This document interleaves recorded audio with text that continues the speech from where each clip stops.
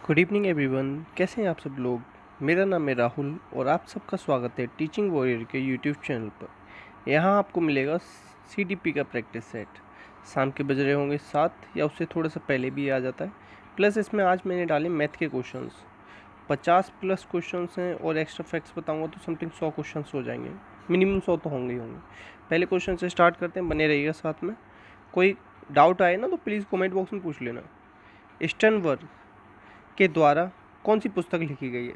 पहला ही क्वेश्चन है किताब का, तो बियॉन्ड आईक्यू लिखी गई इनके द्वारा। त्रितंत्र सिद्धांत दिया था इन्होंने, ठीक है, याद रखना। एनिमल इंटेलिजेंस थॉर्नडाइक के द्वारा। कंडीशन ऑफ लर्निंग गैने के द्वारा। हेरिडिटी जीनियस गाल्टन के द्वारा। और मेंटलिटी ऑफ एप्स कोहलर के द्वारा। ये इस तरीके से लिखी गई है, ठीक है, याद रखना, सारी याद कर लेना, बहुत ही ज़्यादा इंपॉर्टेंट किताब है ये। स्टर्नबर्ग के द्वारा कौन सी बुद्धि नहीं दी गई। तो देखो, which intelligence was not given by Sternberg. तो क्रिएटिव, कंपोनेंशियल, एक्सपीरियंशियल ये दिए, सोशल इंटेलिजेंस नहीं दिए, ठीक है, याद रखना। और देखो एक चीज़ याद रखना, क्रिएटिव बच्चा, चलो छोड़ो वो आगे बता देता हूँ। नेक्स्ट क्वेश्चन है आपका, स्टर्नबर्ग के द्वारा कितने प्रकार की इंटेलिजेंस प्रस्तावित हैं। तो ये 3 है, ठीक है, याद रखना, ठीक। प्रैक्टिकल, एनालिटिकल, प्रैक्टिकल, कंपोनेंशियल, ठीक है। और बस नेक्स्ट, फुल फॉर्म बतानी सीसीई की। Continuous and comprehensive evaluation. Continuous जो परीक्षण है उसकी बात सबसे पहले किसने की थी, कोठारी आयोग ने की थी। और सीसी के बारे में और कौन बात करता है, स्क्रीवेन नाम का बंदा बात करता है, ठीक है, याद रखना है इतना। नेक्स्ट देखो, वैज्ञानिक दृष्टिकोण से प्रतिभाशाली बच्चों में किस प्रकार का व्यक्तित्व होता है। कैसे बच्चों की बात करें, प्रतिभाशाली मतलब गिफ्टेड बच्चों का आईक्यू कितना होता है, 140+, याद रखना।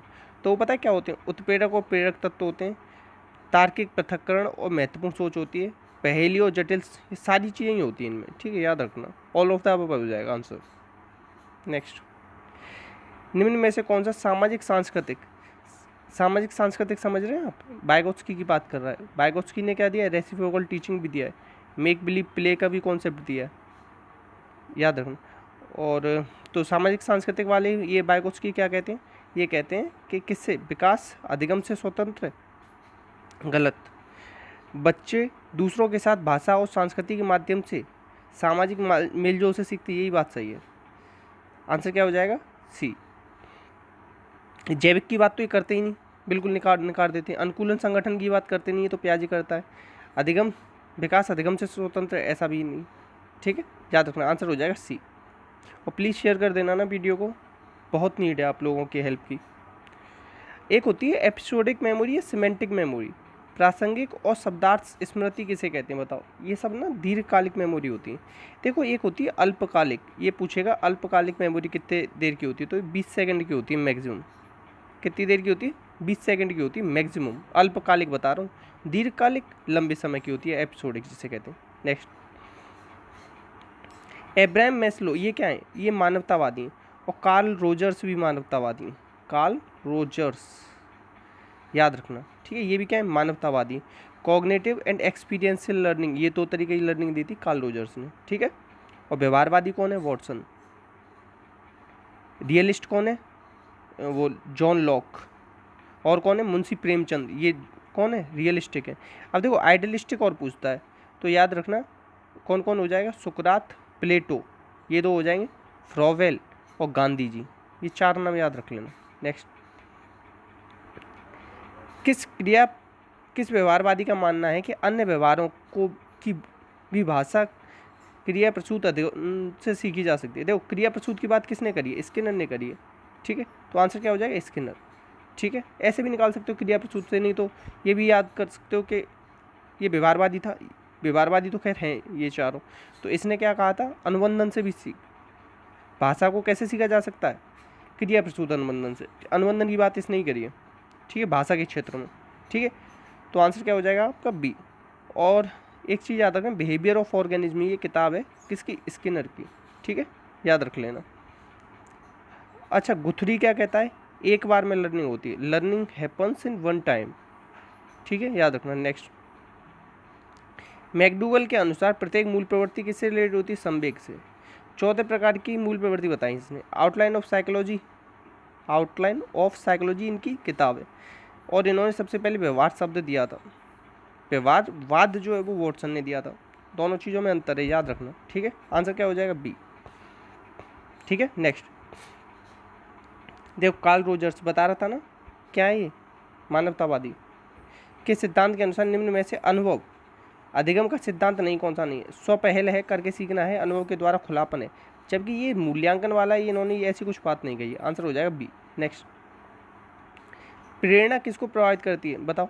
प्रेरणा से व्यवहारवादी प्रक्रिया, संज्ञानात्मक या ऊर्जा प्रयास या सारी? तो प्रेरणा से ना ये सभी चीज़ें रिलेटेड है, व्यवहारवादी भी, संज्ञानात्मक भी, ऊर्जा और प्रयास भी, ठीक है। नेक्स्ट, अब देखो प्रॉक्सिमो डिस्टल विकास की पूछना कैसे होता है, तो दो ही विकास हैं, दो तरीके। एक तो प्रॉक्सिमो डिस्टल होता है अंदर से बाहर की ओर, तो शरीर के केंद्र से मध्य भाग की ओर, ठीक है, मध्य भाग से बाहर की ओर होगा, केंद्र के शरीर का केंद्र कह लो या मध्य भाग कह लो, उससे बाहर की ओर होता है प्रॉक्सिमो डिस्टल। एक होता है सेफलोकॉर्डल, सिर से पैर की ओर, ठीक है, ये वाला जो दे रखा है ये सेफलोकॉर्डल है। विकास कंटिन्यू चलता रहता है, रुकता नहीं है कभी, याद रखना। नेक्स्ट, शैशवावस्था के लिए उत्तम शिक्षण विधि कौन सी है? तो मॉन्टेसरी, खेल विधि, किंडरगार्टन, ये सभी हैं। और खेल विधि के जनक किसे कहते हैं? कैल्डवेल कुक को कहते हैं। किसको कहते हैं? Caldwell cook. नेक्स्ट, जीन पियाजे के अनुसार अनुकूलन डैश के द्वारा होता है, किसके द्वारा होता है? असिमिलेशन और अकोमोडेशन के द्वारा होता है। जब भी हम अपने नई कोई जानकारी को वैसा का ही वैसा डाल लेते हैं ना अपने पुराने स्कीमा में, तो उसे असिमिलेशन कहते हैं। जब इस जानकारी को थोड़ा सा बदलाव करके डालते हैं तो उसे अकोमोडेशन कहते हैं। आंसर हो जाएगा डी। और किसने दिए? जीन पियाजे। जीन पियाजे कहाँ के थे? स्विट्जरलैंड के। इनकी किताब है मोरल जजमेंट ऑफ चाइल्ड, और कौन सी है? Child conception of physical world, ठीक है, language and thought of the child, 3 किताबें हैं। नेक्स्ट, देखो एक था रोड्सा इंक ब्लॉक टेस्ट, इसके द्वारा क्या मापा जाता है? व्यक्तित्व मापा जाता है। क्या? व्यक्तित्व। 10 थे इसमें कार्ड, 1921 में दिया था। 5 काले सफ़ेद थे, 2 काले लाल थे, 3 विभिन्न रंगों के थे। ये इतनी चीज़ें पूछी जाती इसमें। एक चीज़ और याद रखना, 1935 में TAT टेस्ट आया था, मॉर्गन एंड मुरे ने दिया था। 1948 में कौन सा आया था? CAT टेस्ट आया था, ये किसने दिया था? लियोपोल्ड बेलाक ने दिया था, ठीक है, बस। और SCT टेस्ट और आया था एक, इसे भी याद रखें, पाइन एंड टेंडलर ने दिया था। नेक्स्ट, अभिसारी सिद्धांत, द्वैत कारक सिद्धांत और बहुकारक सिद्धांत, ये किसके उदाहरण हैं? ये बुद्धि के सिद्धांत हैं। किसके सिद्धांत हैं? बुद्धि के, याद रखना, ठीक है। एक कारक अच्छा अब बताऊं, द्विकारक सिद्धांत किसने दिया है? ये किसने दिया? स्पीयरमैन ने दिया, ठीक है। और इसी को क्या कहा जाता है? बताओ। राजतंत्र सिद्धांत कहा जाता है। एक कारक सिद्धांत को क्या कहा जाता है? एक कारक सिद्धांत को कहा जाता है कौन सा? निरंकुशवादी सिद्धांत। बहुकारक सिद्धांत किसने दिया था? बहुकारक सिद्धांत दिया था थॉर्नडाइक ने। और बालू के ढेर से समानता की थी बुद्धि की, ये भी याद रखना। और एक है बहुबुद्धि सिद्धांत, वो हॉवर्ड गार्डनर का है, types of frames of mind में उन्होंने बताया है, किताब है उनकी, ठीक है। 8 तरीके की बुद्धि बताई है। नेक्स्ट, बुद्धि के बारे में कौन सा सही नहीं है? भौतिक है, मात्रात्मक है, वृद्धि देखो दर्ज की जा सकती है, तो इसे कह रहा है दर्ज नहीं की जा सकती, तो आंसर हो जाएगा सी। ये इसमें गड़बड़ है, क्योंकि देखो हम पहले बचपन में कितने होते हैं? 50.5 इंच के होते हैं, ठीक है। अभी धीमे धीमे हम बढ़ते हैं, 4 फुट, 5 फुट, 6 फुट तक होते हैं ना, कोई 7 फुट का भी होता है। तो ये ना हम क्या वृद्धि को नाप सकते हैं, ठीक है, याद रखना। और एक चीज़ याद रखना, 0.5 इंच छोटी होती हैं लड़कियाँ लड़कों से लंबाई में, शुरुआत में, ठीक है। नेक्स्ट, इसमें से कौन सी संज्ञानात्मक विकास का चरण नहीं है? ठीक है, कौन सा नहीं है? Which among the following is a stage of cognitive development की स्टेज पूछ रहा है। देखो इंडस्ट्री इन्फीरियोरिटी ये किसने दी है? ये तो एरिक्सन की स्टेज है, कौन सी? 6 से 12 साल वाली, ठीक है। अब देखो इंटीमेसी आइसोलेशन, ये भी एरिक्सन की स्टेज है, ये भी इसमें नहीं है। Pre conventional, conventional, post conventional, ये किसी कोहल वर्ग की है, जिसको गिलेगन ने क्रिटिसाइज किया था। मोरल डेवलपमेंट ऑफ चाइल्ड जिसकी किताब है, नैतिकता की बात करता है, पियाजे को फॉलो किया, ये भी है। मगर ये जो है ना प्री ऑपरेशनल, इस कॉग्निटिव की स्टेज पूछा, ये है, ये किसने दी है? पियाजे ने दी है। कौन सी स्टेज है? 2 से 7 वर्ष वाली, याद रखना, जिसमें बच्चा एनिमिज्म वगैरह और बस, हाँ एनिमिज्म याद रखना, ईगो सेंट्रिक होता है, एनिमिज्म होता है बच्चे में, ठीक है। आंसर हो जाएगा बी। नेक्स्ट, सामाजिक विकास किसे बतलाता है बताओ? प्रतिकूल स्थिति में व्यवहार का शोधन, एक व्यक्ति का स्वीकार्यपूर्ण व्यवहार, ये दोनों चीज़ें ही सही हैं। आंसर हो जाएगा 1 और 2 दोनों। सामाजिक से विकास से रिलेटेड किसने बात करी है? सामाजिक की बात करता है सबसे ज़्यादा सोशियो कल्चरल थ्योरी किसकी है? वाइगोत्स्की की है। नेक्स्ट, बच्चे के सामाजिक विकास को प्रभावित करने वाला कारक कौन सा है? तो इसको प्रभावित करता है सामाजिक परिवेशजन्य तत्व। आंसर क्या हो जाएगा? Socio environment element. नेक्स्ट, देखो एक है वर्ड एसोसिएशन टेस्ट, किसने दिया है? युंग ने दिया है। इन्होंने क्या दिया है? अंतर्मुखी और बहिर्मुखी भी दिया है, उभयमुखी दिया है, सामूहिक अचेतन मन का प्रत्यय दिया है, साइकोलॉजिकल टाइप इनकी किताब है, द साइकोलॉजी ऑफ अनकॉन्शियसनेस ये किताब है। सबसे महत्वपूर्ण व्यक्तित्व का परीक्षण किसको माना जाता है? सबसे महत्वपूर्ण माना जाता है युंग को, ठीक है, युंग के परीक्षणों को, ठीक है, याद रखना। तो किसका ये? पर्सनैलिटी का है, किसका है? व्यक्तित्व का है। सबसे अच्छा व्यक्तित्व का परीक्षण यही है। और इसमें द वर्ड एसोसिएशन टेस्ट में ना 100 शब्द दिए थे इन्होंने। कितने दिए थे? 100 शब्द। इनकी तो किताबें याद रख लेना, psychological type, the psychology of unconscious, ठीक है, अंतर्मुखी, बहिर्मुखी, उभयमुखी और सामूहिक अचेतन मन का प्रत्यय। और ये किसके शिष्य थे? ये शिष्य थे फ्राइड के, ये थे एरिक्सन थे और एडलर थे, ये 3 शिष्य थे, याद रखना। नेक्स्ट क्वेश्चन है आपका, अवधारणा गठन का पैटर्न कैसे होता है? अवधारणा कैसे आती है? तो सबसे पहले आप क्या करते हो? लर्निंग करते हो, फिर अमूर्त सोच करते हो, फिर जनरलाइजेशन करते हो। तो आंसर क्या हो जाएगा? सी, ठीक है। नेक्स्ट है, किसी रचनात्मक कक्षा में वैकल्पिक अवधारणाओं को माना जाता है, कैसी होती हैं? शिक्षा के लिए सर्वश्रेष्ठ तरीका है वैकल्पिक अवधारणा। आंसर हो जाएगा आपका डी। नेक्स्ट, इसमें से कौन सा वाइगोत्स्की सामाजिक सांस्कृतिक सिद्धांत पर आधारित है? कौन सा आधारित है बताओ? अंतर्दृष्टि ये अधिगम तो नहीं है, ये किसका है? ये तो कोहलबर्ग का है। ये किससे रिलेटेड है? गेस्टाल्टवाद से रिलेटेड है। मेंटलिटी ऑफ एप्स ये किसी की किताब है? कोहलबर्ग की, तो ये तो है नहीं, तो ये काट दो। क्रिया प्रसूत सिद्धांत ये तो कौन है? स्किनर है, ये भी काट दो। पारस्परिक शिक्षण ये इस रिलेटेड है, क्यों? क्योंकि मैंने बताया था ना, questioning, clarifying, summarising, predicting, summarising, रुको, क्वेश्चनिंग, क्लैरिफाइंग, प्रिडिक्टिंग, समराइजिंग, हाँ, QCPS ये इस तरीके से 4 चरण हैं इसके, ठीक है, याद रखना। आंसर क्या हो जाएगा? ए। और ये देखो इसमें तटस्थ लिखा है, तटस्थ नहीं मानता है वाइगोत्स्की, न्यूट्रल नहीं मानता, याद रखना। नेक्स्ट, वाइगोत्स्की सिद्धांत में विकास के किस आयाम को अनदेखा किया गया? तो विकास के किस सिद्धांत को अनदेखा किया इन्होंने? जैविक को किया, याद रखना, ठीक। और जैविक की बात कौन करता है? पियाजे करता है, वही 4 से 12 के बच्चों पे जिन्होंने प्रयोग किए। प्लीज़ शेयर कर देंगे क्या क्लास को? प्लीज़ कर दीजिएगा।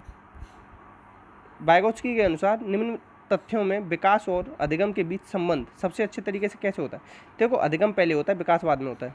पहले लर्निंग, फिर डेवलपमेंट, पहले लैंग्वेज, फिर थॉट। ये सब कौन बात कर रहा है? ये सब वाइगोत्स्की बात कर रहा है। अगर इसे ही आप उलट दोगे ना, या पलट दोगे, तो बात करेगा पियाजे। नेक्स्ट, पावलोव ने अपने प्रयोग में किस वस्तु का प्रयोग किया था? तो ये किया था बजर। बजर कह लो, या कह लो क्या, वो घंटी। घंटी या बजर एक ही बात है, ठीक है, याद रखना। पावलोव कहाँ का था? इवान पेट्रोविच पावलोव, ये पूरा नाम है इनका, ठीक है, याद रखना। और उद्दीपक सामान्यकरण हो जाता है इनके सिद्धांत में। 1904 में इन्हें नोबेल प्राइज़ मिला था। हॉफमैन मशीन थी, पैरोटिड ग्लैंड थी, लिएंडर एंडरसन नाम का व्यक्ति था जिन्होंने इनके सिद्धांत को शिक्षा के क्षेत्र में यूज किया था। नेक्स्ट, अनुकूलित अनुक्रिय सिद्धांत में स्वाभाविक उद्दीपक क्या है बताओ? स्वाभाविक क्या है? तो अनुकूलन से पहले का जो भोजन होता है ना, उसे स्वाभाविक उद्दीपक कहते हैं। नेक्स्ट, उसे देखकर लार आ जाती है, स्वाभाविक है। निम्न में से कौन सा अनुकूलित अनुक्रिय सिद्धांत का प्रतिपादक है? तो ये कौन है बताओ? ये तो पावलोव है, ठीक है। ब्रूनर ने क्या है? ब्रूनर ने इनेक्टिव, आइकॉनिक, सिंबॉलिक, ये 3 क्या दी? 3 तरीके की लर्निंग दी, डिस्कवरी लर्निंग दी, ठीक है, ये याद रखना। और बस डिस्कवरी लर्निंग याद रख लेना। और क्या याद रखते हो? हाँ, इसके फोल्डिंग का कॉन्सेप्ट ना सबसे पहले किसने दिया? ब्रूनर ने। यूज किसने किया? वाइगोत्स्की ने। ये भी याद रखना, बहुत ज़्यादा पूछा जाता है ये भी, ठीक है। नेक्स्ट, ADHD शिक्षार्थी निम्न में से कैसा सहयोग हो? एक समय में एक ही निर्देश दो, एक समय में एक ही निर्देश दोगे आप उसे। आंसर क्या हो जाएगा? सी, ठीक है। नेक्स्ट, ADHD फुल फॉर्म होती है attention deficit hyper active disorder.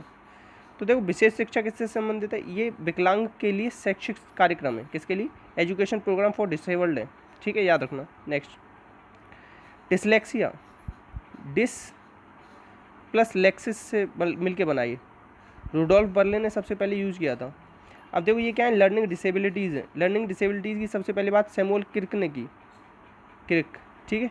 Samuel Cramer कह दे तो वो उसने किसकी बात करी, उसने बात करी थी किसकी, ऑटिज्म की, याद रखना ये भी। तो एक किससे रिलेटेड है, ये पढ़ने से रिलेटेड है, रीडिंग डिसऑर्डर है। एक डिस्कैलकुलिया है, वो मैथ से रिलेटेड, डिस्ग्राफिया लिखने से रिलेटेड, डिस्थोनिया है, वो तनाव से रिलेटेड है, ठीक है।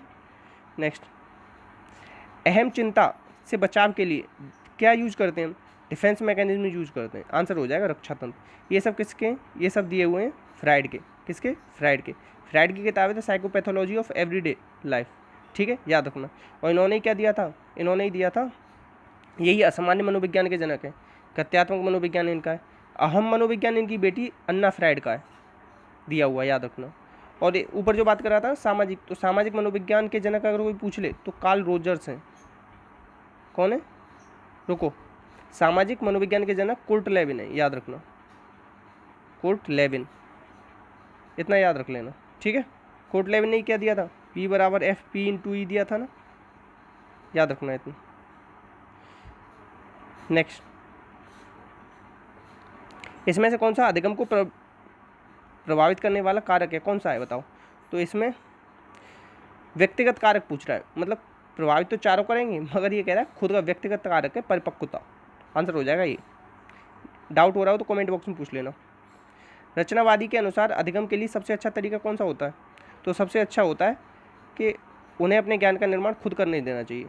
और निर्मितवादी, रचनावादी कौन है, रचनावादी कौन है, प्याजे वगैरह रचनावादी हैं, नन्ना वैज्ञानिक बना था प्याजे ने बच्चों को। नेक्स्ट, इसमें से किसका उपयोग विद्यार्थियों के अधिगम संबंधी समस्याओं को हल करने के लिए किया जाता है, बताओ कैसी, तो ये किया जाता है नैदानिक शिक्षण। इसके बाद क्या दिया जाता है, उपचार, निदान को इंग्लिश में कहा जाता है डायग्नोस, फिर उसके बाद रेमेडी। नेक्स्ट, किशोरावस्था के अनुभव कैसे होते हैं बताओ, फीलिंग ऑफ, नहीं ये होता है व्यग्रता और चिंता के, कैसे होते हैं, चिंता बहुत होती है किशोरावस्था में। नेक्स्ट,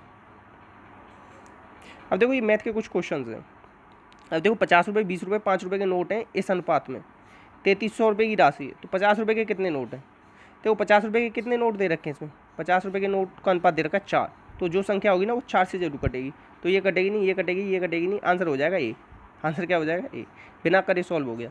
करना चाहो ना तो कैसे होगा, 50, 20, 5, 4, 5, 6, अब यहाँ पे अनुपात निकल के आए, जो अनुपात निकल के आए ना सारा अनुपात जोड़ के यहाँ रखो, ऊपर 3300 करो और गुणा 4 से का जो अनुपात हो, 4 के साथ जो यहाँ पे अनुपात आए उसे यहाँ रख दो, फिर निकल के आएगा, आंसर आएगा 40 इसका। अब देखो 240 ग्राम के मिश्र धातु में जस्ता और तांबा, जस्ता तांबा कितना है, 5 और 3 है, ठीक है। 3:5 के रूप में बनाने के लिए कितना तांबा मिलाया जाए, क्या मिलाया है, तांबा, किस में मिलाना है, 3:5 में, क्या मिला रहे हैं, तांबा। जब जो चीज़ मिला रहे हैं उसमें बदलाव होगा ना, ये तो सेम रहेगी, इसमें तो कोई बदलाव किया नहीं, मगर 5 से 3 हो गई है ये तो इसे सेम करो, तो ऊपर नीचे गुणा कर दोगे ना इसका एलसीएम लेके तो सेम हो जाएगी। तो देखो 5 15, 3 तिरका 9, ठीक है, 5 15 5 25, 15 और 9 कितने हो गए 24, ये कितनी दे रखी पहले 240, तो 10 गुनी है। अब 9 से 25 कितना होता है बताओ, 9 से 25 कितना अंतर आ गया, 10 15 16, तो आंसर आ जाएगा आपका 160, कितना आंसर आ जाएगा 160, ठीक है। थोड़ा सा जगह कम है ना, नेक्स्ट टाइम और अच्छे से बता दूंगा इसे। नेक्स्ट क्वेश्चन है आपका, देखो 0.4 और 0.9 के बीच में मध्यानुपाती बताना है, तो ऐसे अंडर रखो 0.4 गुणा 0.9 करो।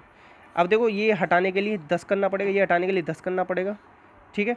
तो 9 चौक 36 और 36 का अंडर क्या आएगा 6 और इन दोनों का अंडर क्या निकल के आएगा 10, तो आंसर आ जाएगा 0.6। नेक्स्ट, प्लीज़ वीडियो को शेयर कर दीजिएगा।